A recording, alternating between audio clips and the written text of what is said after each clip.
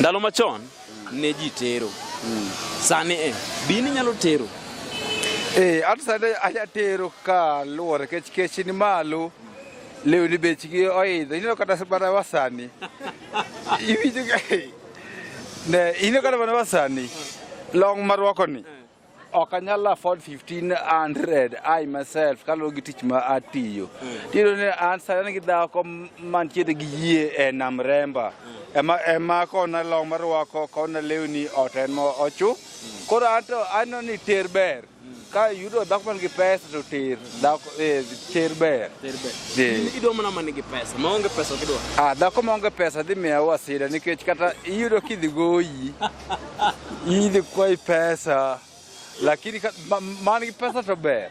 Kata ikolo wi matisni ti isayi.